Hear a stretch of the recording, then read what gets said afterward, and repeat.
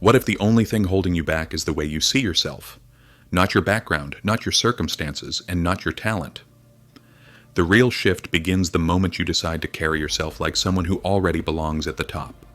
Because waiting for confidence, permission, or the perfect timing only keeps you stuck where you are. The people who rise are not always the most talented or the most experienced. They are the ones who make a decision. They act as if they already are the person they want to become. That mindset creates momentum. It builds habits. It shapes identity. And this is exactly what the Stoics taught. Epictetus reminded us that we cannot control what happens to us, but we can always control how we respond. That response is our power. And one of the most powerful choices you can make is to show up like you have already earned your place. Not out of arrogance, but out of commitment to your highest potential. Marcus Aurelius, one of the greatest Stoics and leaders in history, started each day by reminding himself of what truly mattered. Not recognition or praise, but character and discipline. He faced enormous pressure, yet returned every day to the same principle. Control what you can. Lead with virtue.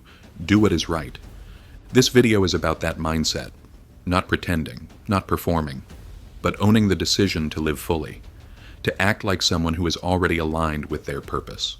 To raise your standards, not because others expect it, but because you expect it of yourself. Confidence is not something you wait to feel. It is something you build by taking action before you feel ready. It grows through discipline, repetition, and courage.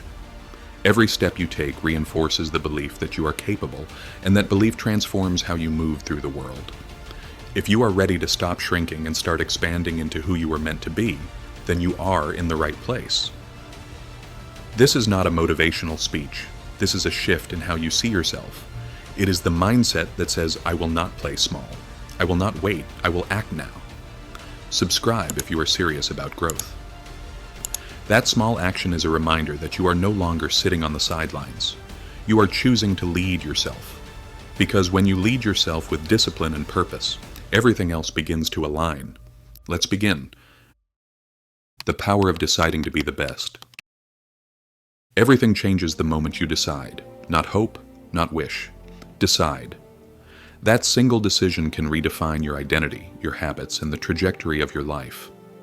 Acting as if you're already the best is not about pretending to be perfect. It is about taking ownership of your potential and holding yourself to a higher standard than the world demands. The Stoics were not obsessed with titles or recognition. They believed that greatness was rooted in how you choose to live, not what others say about you.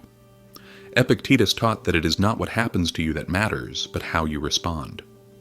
That response starts with a decision, a commitment to excellence that begins within. When you decide to be the best version of yourself, you shift from being reactive to being intentional.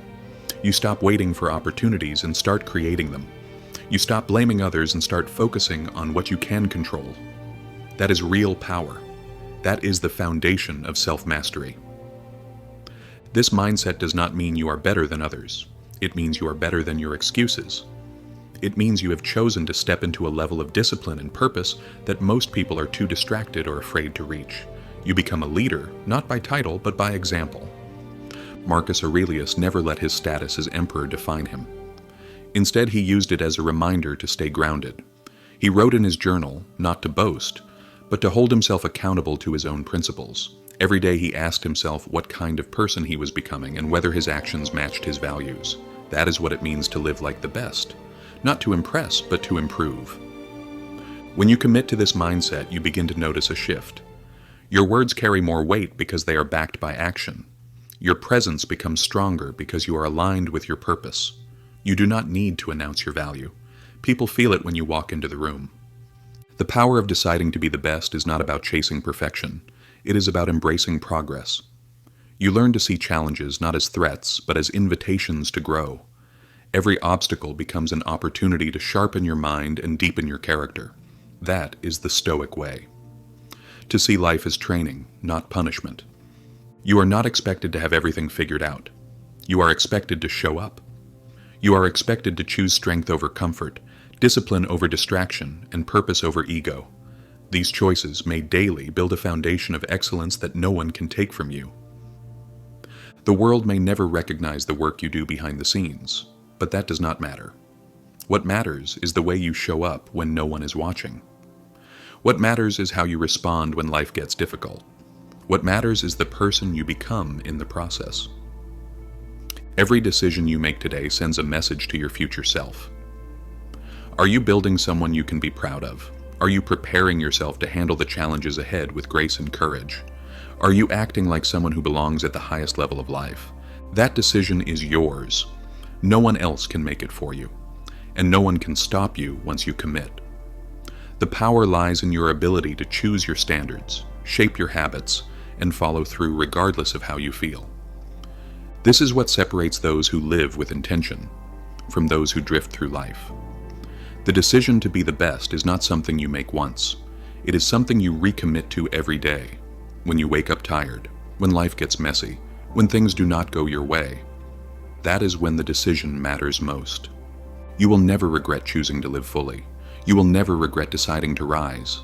And if you are willing to hold yourself to that higher standard, you will become someone who not only inspires others, but becomes impossible to ignore.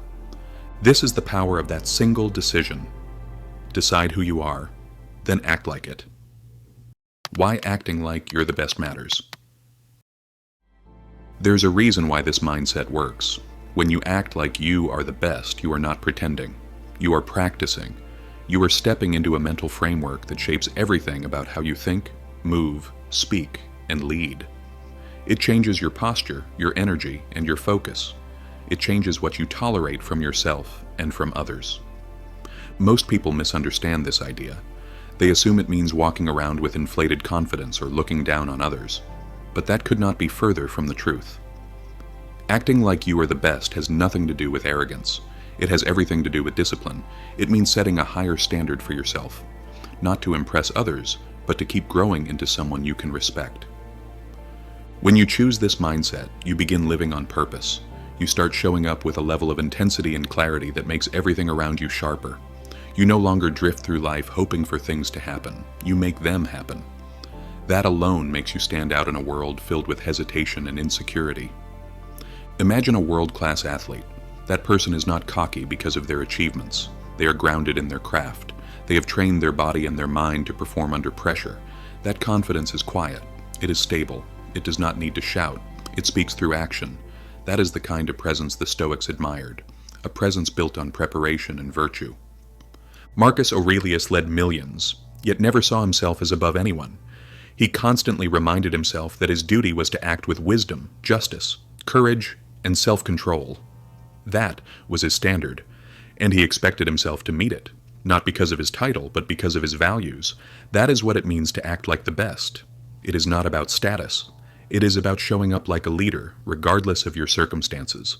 This mindset matters because it affects everything you do, how you talk to yourself, how you treat others, how you make decisions under stress. When you act like the best, you think like someone who is prepared. You ask yourself what the best version of you would do in this moment, and you respond accordingly. You become more consistent because your actions are not driven by feelings. They are driven by purpose. You become more resilient because setbacks no longer shake your identity. You have chosen to operate at a higher level, and that gives you stability when things go wrong. This is the core of Stoicism. Control what you can. Let go of what you cannot. Act with integrity regardless of the outcome. When you live this way, you are not dependent on praise. You do not need the world to approve of you. Your confidence comes from within, and that kind of confidence is unshakable. There will always be people who underestimate you. There will always be critics. But when you hold yourself to the highest standard, their opinions lose power. You do not need to defend yourself. Your results will speak. Your character will speak. The way you carry yourself will say more than words ever could. And here is the beauty of it. When you act like the best, you give others permission to do the same. Your energy becomes contagious. You walk into a room and people can feel that you are grounded, that you are not chasing validation, that you are here to bring your full presence and give your best effort. That is leadership. That is influence. This is why it matters. Because the world does not need more perfection. It needs more people willing to rise, willing to lead, willing to hold themselves accountable to a higher standard, and invite others to do the same. When you act like the best, you are not putting on a mask. You are taking off the ones that kept you small. So carry yourself with that intention. Train your mind to think with purpose. Act with clarity. Speak with meaning. Move through life with the quiet certainty that comes from doing the work. You do not need to wait for someone else to see your worth. You show them by the way you live. That is why acting like you are the best matters. It transforms the way you see yourself, and it transforms the way the world responds to you. What if I'm not the best? You may be listening and thinking that all this talk about acting like the best sounds good for champions, but you feel nowhere close to that level. You look at your current skills, your bank account, your grades, or your relationships, and the evidence seems clear. You are not leading the game. You might even feel that calling yourself the best would border on dishonesty. Those doubts are natural. The Stoics understood them intimately because they spent their lives wrestling with their own flaws, fears, and setbacks. Their answer was simple. You do not wait to reach the summit before you walk like a climber. You begin the ascent and build the strength on the way up. Acting like the best does not require a resume filled with gold medals or executive titles.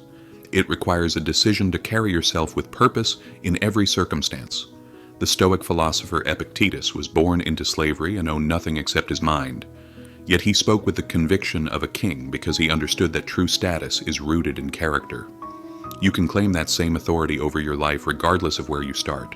The mindset sends a signal to your nervous system that says we are in control here. The moment that signal becomes consistent, your external reality begins to adjust. Imagine an apprentice carpenter who has never built a masterpiece. If he enters the workshop apologizing for his inexperience, he will hesitate, second-guess, and waste hours comparing himself to the veterans. If he enters the workshop determined to practice like a future master, his posture changes. He stands closer to the tools, asks better questions, and tackles work that stretches his ability. He is still an apprentice in job title, but in mentality he is already on the path to mastery. Day by day, the gap between his imagined identity and his actual skill narrows until they align. This principle applies to every field. When you carry yourself as a competent candidate before the job interview, your confidence shapes your tone of voice and body language. When you adopt the habits of a disciplined athlete, before you earn the trophy, your muscles adapt to meet the higher demand. Psychology calls this the self-fulfilling prophecy. Stoicism calls it living in accordance with reason. Whatever name you prefer, the outcome is the same. Your actions shape your identity, and your identity fuels stronger actions in return. You might worry that this approach is dishonest because you are presenting a version of yourself that does not yet exist. Seneca addressed this fear directly. He wrote that we learn virtue by practicing acts of virtue, just as we learn to play the lyre by practicing the lyre. The first notes are rough, the fingers clumsy, and the melody strange. Yet every repetition refines the craft. No one accuses the beginner musician of deception. We simply understand that skill grows through imitation of a higher standard until imitation becomes authenticity. The key is honesty with yourself. Acting like the best does not mean denying your weaknesses. It means meeting them head-on with a plan for growth. Marcus Aurelius reviewed his shortcomings each night, not to shame himself, but to refine tomorrow's strategy. You can follow the same process. Identify a single area that feels below the standard you have claimed. Design a small but clear improvement step and complete it before the next sunrise. Small victories accumulate. Consistency compounds. In time, what once felt like bold theater becomes a lived reality. Remember that the Stoic concept of arete, often translated as excellence, is a direction rather than a destination. You do not wake up one morning and discover that you have arrived at permanent excellence. You wake up and choose excellence again. Some days you move forward in large strides, other days in half steps, but you never retreat into passive doubt. That ongoing choice is precisely what separates the person who laments not being the best from the person who steadily becomes it. So the question is not whether you already stand at the top. The question is whether you will claim the posture, the habits, and the mindset that belong to someone on the way there. If you commit to that posture today, every decision carries more weight, every practice session gains more meaning, and every setback transforms into training. You will look back 1 year from now and realize that the label of best was never a finish line. It was a compass guiding each deliberate step. Standing still will never make the climb feel easier. Action makes it possible. Adopt the standard. Embrace the practice. Allow the identity to catch up through disciplined repetition. When doubts whisper that you are not the best, answer with action that proves you are becoming it. And let every sunrise find you one step closer to the summit you once thought out of reach. Continuous growth. The Stoics taught that life is a school without graduation. Each sunrise offers new material to study and fresh ground to cover. The moment you believe you have arrived is the moment progress stalls. Acting like the best is not a declaration that you have finished improving. It is a commitment to a learning journey that lasts as long as you draw breath. Seneca wrote that as long as we live, we must keep learning how to live. Those words carry no sense of panic. They carry purpose. Excellence is not a fixed destination. It is a direction you choose every morning. Even the most accomplished thinkers in the ancient world never claimed mastery. They claimed curiosity and discipline, knowing that both would keep their minds agile and their character refined. Consider a master artisan who has earned the respect of peers and patrons alike. The tools in the workshop feel familiar, yet every piece of wood reveals a unique grain. Mastery does not come from repeating the same strokes on autopilot. It comes from meeting each project with a fresh eye and a steady hand, refining technique in response to subtle differences. The same principle applies to your career, your relationships, and your inner life. Familiarity can breed complacency if you stop seeking those subtle differences that invite refinement. Marcus Aurelius ruled an empire and still carried a small notebook to remind himself of the principles he wished to strengthen. He did not ask whether he was finished growing. He asked where he could grow today. That question opens doors. It protects the mind from stagnation and keeps the heart humble enough to accept correction. You can adopt the same practice. Keep a journal. Note a lesson from each success and each setback. Treat both as teachers that arrive right on schedule. Continuous growth also demands clear standards. If you call yourself a diligent student yet avoid challenging assignments, your claim collapses. If you call yourself an athlete yet skip training on cold mornings, the title holds no weight. Standards must be specific and measurable. Set a reading quota, a training target, a savings percentage, or a relationship practice. Review progress honestly and adjust the target upward when consistency turns effort into habit. Modern science confirms what the Stoics sensed intuitively. The brain remains plastic throughout adulthood, rewiring itself in response to deliberate practice. Physical muscles follow the same rule. The body adapts to stress by growing stronger as long as nutrition and rest support the process. Growth is not limited by age. It is limited by the willingness to place purposeful demands on mind and body, then supply the fuel and recovery that sustain elevation. Growth in character extends beyond personal achievement. It flows into the way you serve others. When you expand your patience, empathy, and communication skill, every conversation gains clarity. When you refine leadership traits, teams perform with greater unity. The Stoic idea of sympathia reminds us that individual excellence contributes to collective well-being. Your progress becomes a rising tide that lifts family, friends, and colleagues. Obstacles will appear, sometimes disguised as failures, other times disguised as comfort. Both can slow you down if you forget your direction. The obstacle labeled failure challenges resilience. The obstacle labeled comfort challenges ambition. Meet both with the same solution, relentless learning. Ask what the setback can teach you. Ask whether the comfort has lulled you into laziness. Then adjust your strategy and press forward. There is no shame in yesterday's limitations. The only shame lies in refusing to replace them with today's improvements. Train your skills, refine your values, protect your focus, and expand your capacity for service.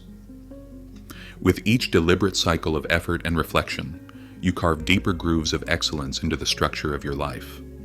That is how continuous growth turns potential into reality and keeps greatness alive long after initial victories fade. Maintain curiosity. Guard humility. Seek feedback. Celebrate small wins without losing hunger for the next lesson. In time, you will look back and notice that the person you used to call potential has become the person others call an example. That transformation is not a single leap. It is the sum of countless steps taken with the unwavering belief that you can always learn, always improve, always rise. Practice makes reality. The Stoics believed that the life you experience on the outside is a mirror of the habits you rehearse on the inside. Seneca wrote that we become what we repeatedly do, and he meant it in the most literal sense. Every deliberate repetition of thought or action carves a deeper pathway in the mind. Over time, that pathway becomes a default route, guiding your decisions and reactions even when you are not consciously paying attention. This is how small practices turn into lasting reality. Modern neuroscience confirms the ancient insight. Nerve cells that fire together wire together. When you practice confidence, you strengthen the neural circuits that support confident behavior. When you practice discipline, you build the mental muscle that says no to distraction. It is not wishful thinking, it is biology. The brain reforms itself in direct response to what you ask it to do most often. A single brave moment matters. 10,000 brave moments reshape the entire architecture of who you are. Imagine a pianist who sits at the keyboard day after day. At first the fingers stumble and each chord sounds uncertain, yet the repetition continues. With every imperfect attempt, the pianist tells the brain this is important, so allocate resources to it. Gradually the awkward movements become smooth. Muscle memory develops. What once required conscious effort becomes second nature. The same transformation is available to you in any domain you choose, whether it is public speaking, financial management, or emotional regulation. The Stoics practiced this principle through premeditatio malorum, the exercise of mentally preparing for challenges before they arose. By visualizing hardship and rehearsing a calm response, they conditioned their nervous systems to remain steady in real crises. You can adopt a similar exercise for any trait you want to strengthen. Rehearse it intentionally in safe conditions so that when the pressure rises, your choice has already been made. Consistency is the bridge between intention and identity. One act of courage feels good, but it does not yet define you. A week of courage begins to shift your self-image. A year of courage turns fear into a visitor rather than a resident.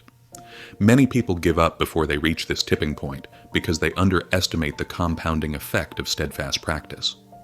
The Stoics refused to make that mistake. They trusted the process even when external progress was invisible. The same rule applies to setbacks. If you practice complaining every time you encounter friction, you reinforce a habit of helplessness. The brain notices the pattern and obliges by making negative thoughts easier to access. Marcus Aurelius guarded against this decline by writing morning reflections that reminded him to meet obstacles with patience and resolve. He practiced the mindset he wanted until it felt more natural than the one he inherited from circumstance. To make practice effective, you need a clear protocol. Identify a behavior that aligns with the person you aim to become. Define a small daily action that embodies that behavior.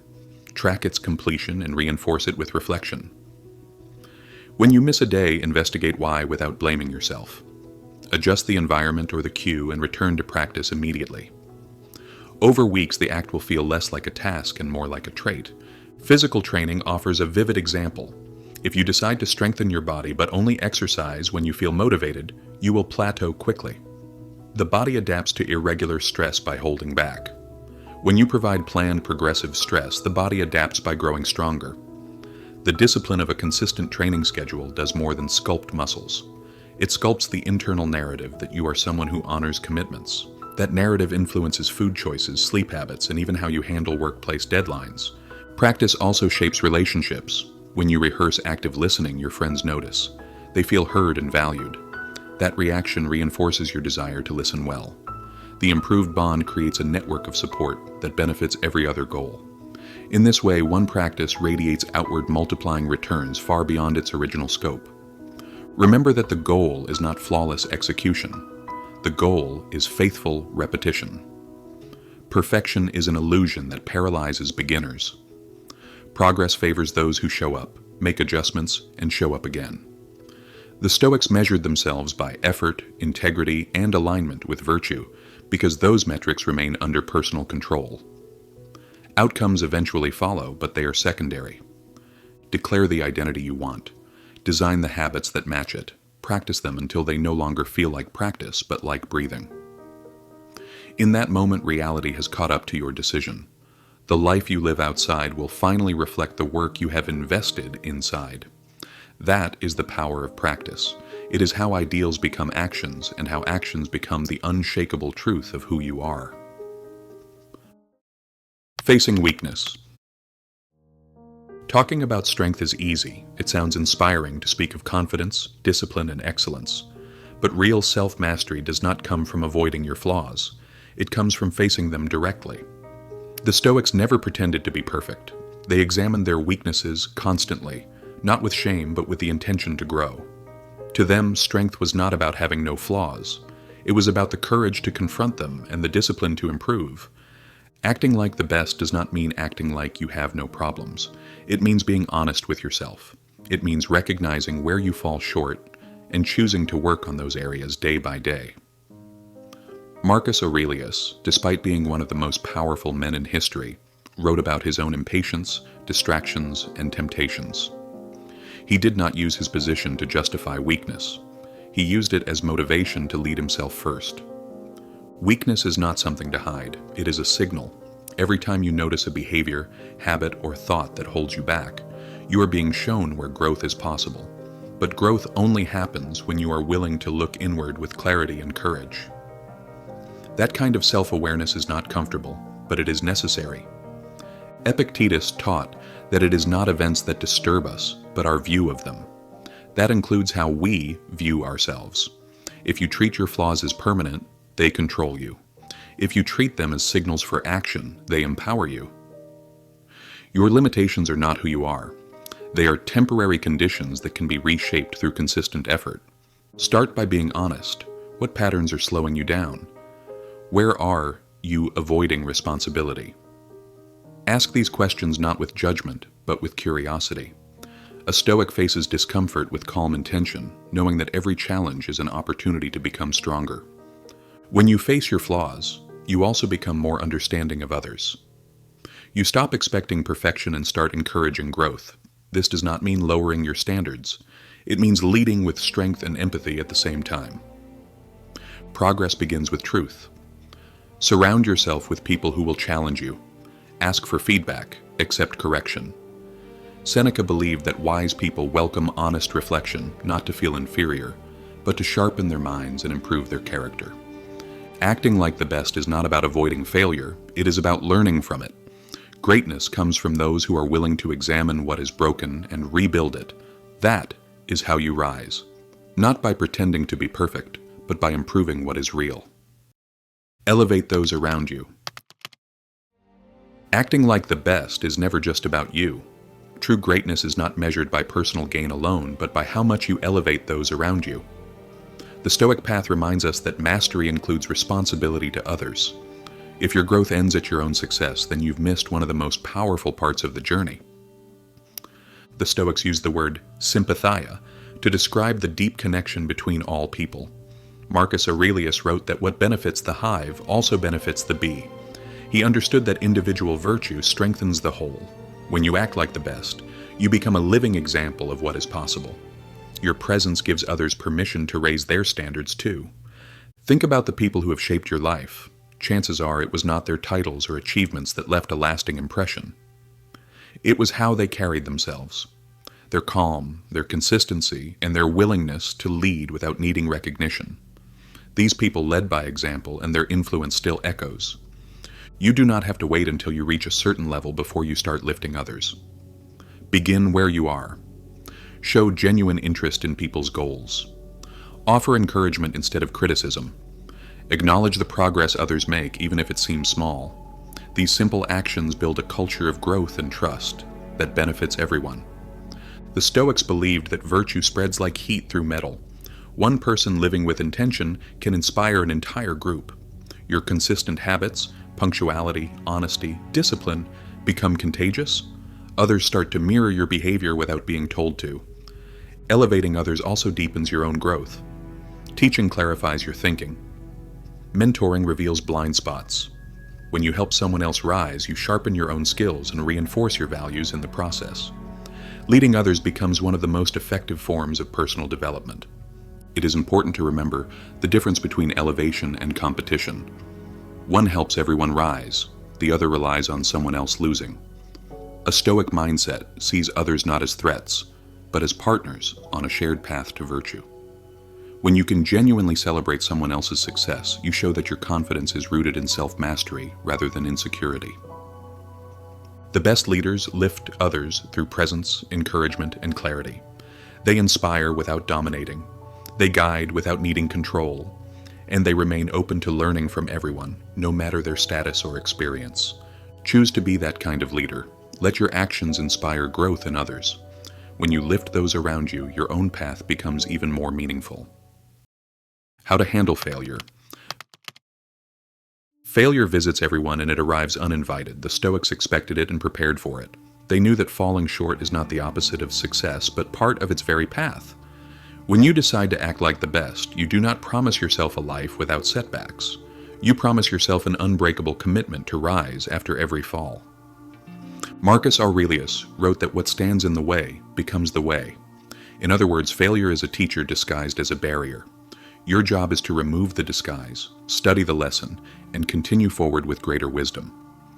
The moment you treat failure as instruction rather than insult, you reclaim control of the story. First, separate fact from interpretation. A missed target, a lost client, a rejected application, these are events. They carry no judgment. The story you attach to them determines their impact. Epictetus reminded his students that people are disturbed not by things, but by the view they take of things. When disappointment strikes, pause and describe what happened in simple, neutral language. Then ask what you can do next. That mental shift transforms emotional chaos into constructive focus. Second, practice voluntary reflection. The Stoics used evening journals to review their day without self-pity. You can do the same.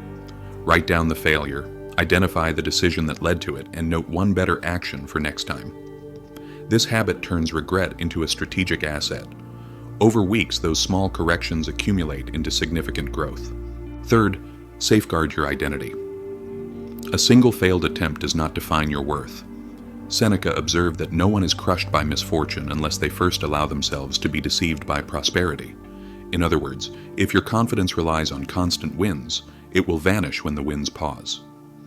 Build confidence instead on effort, integrity, and resilience, qualities that remain within your control no matter the outcome. Fourth, share the load. Ancient philosophers met in porches, forums, and gardens to discuss challenges openly. Seek mentors, friends, or colleagues who value honest feedback. Describe the setback, listen to their perspective, and accept guidance without defensiveness. Community wisdom shortens the recovery curve and reminds you that failure is a shared human experience. Fifth, act immediately. Momentum returns through motion, not rumination. Outline one step within your power, send a follow-up message, revise the proposal, adjust the training plan, and complete it before the day ends. A small act completed quickly prevents the mind from exaggerating the defeat. Finally, remember that every failure carries potential for service. When you share how you recovered, you give others a roadmap. Your transparency turns personal pain into collective benefit, fulfilling the Stoic idea of sympatheia, the mutual interdependence of all people. Handle failure this way and it becomes fuel rather than friction. You train your mind to expect adversity without fearing it. You train your character to absorb impact without losing direction. And you train your spirit to convert every setback into renewed purpose. Thank you for staying until the end of this journey. If the ideas here helped you reframe failure, subscribe and join our growing community committed to living with courage, discipline, and compassion. Keep practicing excellence. Keep rising. I will see you in the next video.